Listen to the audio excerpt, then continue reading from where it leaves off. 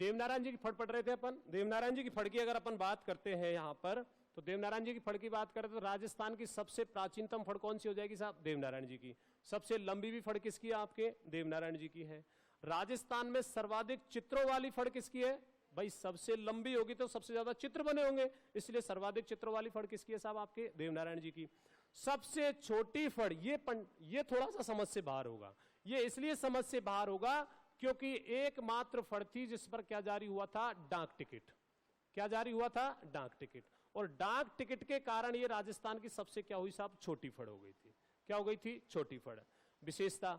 अब वाचन की अगर बात करते हैं तो यहां पर वाचन कौन करते हैं? तो इस फड़ का जो वाचन किया जाता है वो आपको ध्यान रखना, गुर्जर जाति के बगड़ावत भोपे।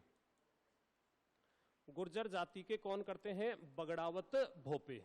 तो गुर्जर जाति के जो बगड़ावत भोपे हैं वो कौन सी फड़ का वाचन करते हैं? देवनारायण जी का। रीजन, क्योंकि देवनारायण जी का जो जन्म हुआ वो गुर्जरों के बगड़ावत वंश में हुआ था, और बगड़ावत वंश के जो भोपे हैं, और बगड़ावतों का गांव है वो साहब कौन सा आपका? देवमाली। कौन सा गांव है? देवमाली गांव। अब वहां पर जो गुर्जर जाति के बगड़ावत भोपे उसका वाचन करते हैं। वाद्यंत्र कौन सा प्रयुक्त होता है भैया? तो आपको ध्यान रखना, वाद्यंत्र प्रयुक्त होता है इसमें कौन सा? जंतर। कौन सा? जंतर। अब ये जंतर क्या है? तो जंतर एक तत् वाद्यंत्र है। कैसा वाद्यंत्र है? तत्। जंतर कैसा वाद्यंत्र है? तत् वाद्यंत्र है। इसमें क्या होता है? इस प्रकार से दो तुम्बे होते हैं, ठीक है। अब दो तुम्बे, बीणा का ही प्रारंभिक रूप है कौन? आपका जंतर। इसमें क्या होता है? बीच में बांस की डंडी फंसी होती है इस प्रकार से, और इस बांस की डंडी पर मगरमच्छ की खाल के 22 पर्दे बने होते हैं। कितने पर्दे होते हैं आपके? 22 पर्दे बने होते हैं बीच में। और इसमें तारों की जो संख्या आपसे पूछी जाए तो इसमें तारों की जो संख्या होती है वो कितनी होती है? 5 या 6। अब इसको क्या करते हैं? पुरुष जो होते हैं वो जब इस फड़ का वाचन करते हैं देवनारायण जी का, तो पुरुष क्या करते हैं? जंतर वाद्यंत्र को गले में धारण करते हैं। अब दोनों तुम्बे क्या इधर हो जाते हैं, फिर वो वाचन करते हैं कौन सी फड़ का? आपके देवनारायण जी की फड़ का। दूसरी बात, एकमात्र फड़ अभी अपन चर्चा कर रहे थे, एकमात्र फड़ है जिस पर क्या जारी हो चुका है साहब? डाक टिकट। राजस्थान की एकमात्र फड़ जिस पर क्या जारी हो चुका है? डाक टिकट। और डाक टिकट अपने को ध्यान रखना है कब जारी हुआ था? तो यह अपने को याद रखना, सितंबर 1992 ईस्वी के अंतर्गत डाक टिकट जारी हुआ था। कितने रुपए का? 5 रुपए का। कितने रुपए का? 5 रुपए का।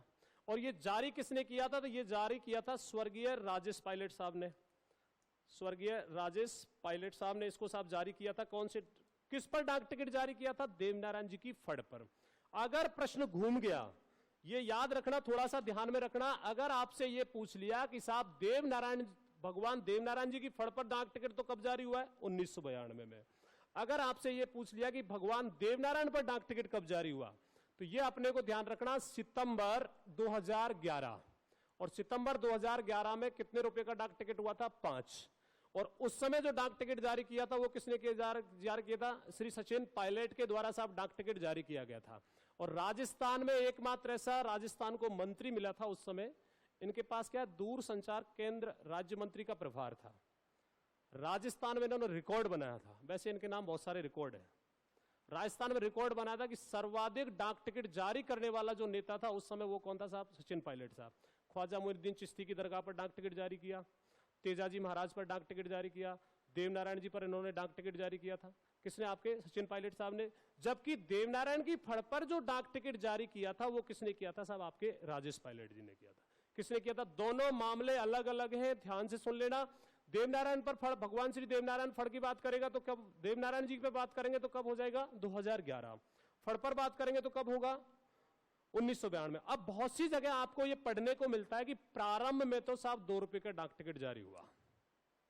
प्रारंभ में कितने रुपए का? 2 रुपए का। और बाद में कितने रुपए का? 5 रुपए का। याद रखना, देवनारायण जी की फड़ पर एक बार ही डाक टिकट जारी हुआ है, 2 बार नहीं हुआ है। और एक बार में कितने रुपए का हुआ था? 5 रुपए का। अब वो 2 वाला पंगा क्या है? तो 2 वाला पंगा यह है कि 2 बाई 2 सेंटीमीटर का डाक टिकट था ये, इसलिए इसको 2 रुपए से लोगों ने क्या कर दिया है? जोड़ दिया है। ठीक है। अब लोक देवता अपन जब पढ़ेंगे तो देवनारायण जी को पढ़ेंगे। एकमात्र मंदिर है साहब देवनारायण जी का जोधपुरिया में। कहां पर है? आपके जोधपुरिया। हालांकि 4 धाम कहते हैं जोधपुरिया, और जोधपुरिया कहां पर है साहब? आपके टोंक में है।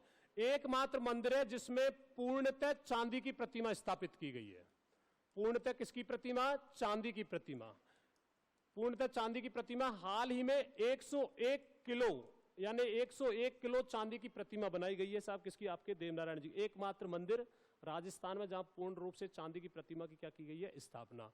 और इसकी जो स्थापना की गई थी, आपके जो मेयर है जयपुर की, डॉक्टर सौम्या गुर्जर, इनकी मेयर है कौन? आपके जयपुर ग्रेटर की डॉक्टर सौम्या गुर्जर जी। इनके पति थे जिनका नाम था भामाशाह, कहते हैं इनको, राजा राम जी के द्वारा साहब 101 किलो की जो चांदी इनको भेंट की गई, उसकी क्या बनवाई गई है? प्रतिमा। और इसको कहां पर स्थापित किया गया? देवधाम जोधपुर। ये किसकी फड़ हो जाती है साहब? आपके देवनारायण।